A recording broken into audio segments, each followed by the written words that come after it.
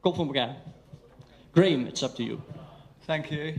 Normally, in my presentations, I include some humour, and it's difficult because I'm not sure whether you can keep up. So I thought I might test these boys in the box over here and see how well they can communicate and see if you actually get the joke at the end of it. So some of my jokes are a little bit dicey, so don't get offended, but here's a joke.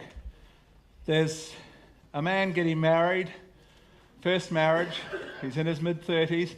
He's concerned about this big decision, and he heads off the day before into the countryside to consider this life-changing decision. He stops at a little cafe, and he's drinking his coffee, and he's counting his friends and family who have been married, whose weddings he's been to in the last 20 years.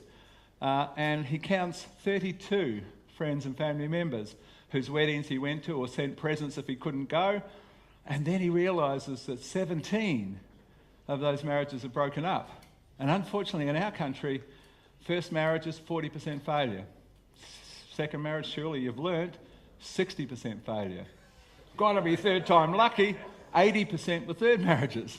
So we're not learning our lesson somewhere there. Anyway, he's thinking those thoughts, and there's an elderly couple at the end of this deserted cafe in their 80s, holding hands and staring lovingly into each other's eyes.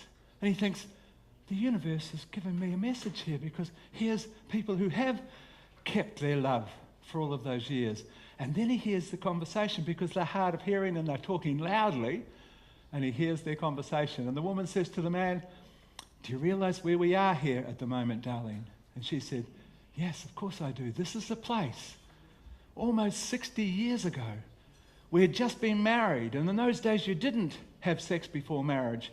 And we were heading back to the honeymoon hotel, and we were overcome with desire for each other, and we remembered at this cafe, behind this cafe, is a little tree-enclosed private area that some of the locals come to from time to time. So we parked the car, and we went out into the moonlight, and we made love for the first time. And they giggled at that memory. And then a sparkle came into the old gentleman's eyes, and he said, do you think you're still up to it? And she said, yes, I think I am. And so they disappeared in the broad daylight out to this private area. Now this boy was sitting there thinking, I've never heard anything like this, but maybe I'm supposed to learn something. Maybe if I just checked it out. And so they'd been there for a few minutes before he got there. There's a little vine-enclosed archway to get into this area. He pulled apart the vine, put his head round. The sight that greeted his eyes shocked him to the core. The lady had pulled her skirt down.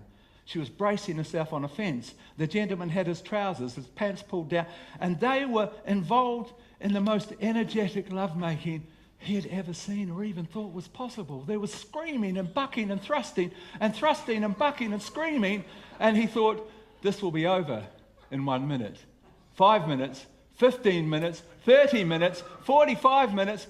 And 1 hour later, he walked back in to drink the dregs of his coffees, thinking, oh my God, if this is the secret, I'm finished. I can last 5 minutes sober, 10 minutes drunk.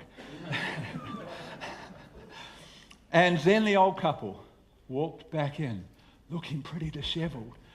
And the old man went to the toilet. And he thought, I'm going to go out and ask him. He might punch me in the mouth when he knows I watched him, but I'm going to tell him why. And maybe he'll share his secret. So the gentleman's standing at the urinal, and he walks out and explains, can you tell me the secret? And the old boy said, come here, sonny. And he leaned forward thinking maybe he was going to get punched.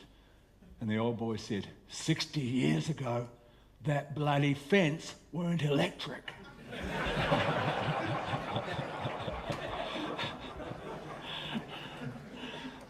Okay, so we'll get back. It paints quite a picture. As you know, you can't let go of an electric fence. But anyway,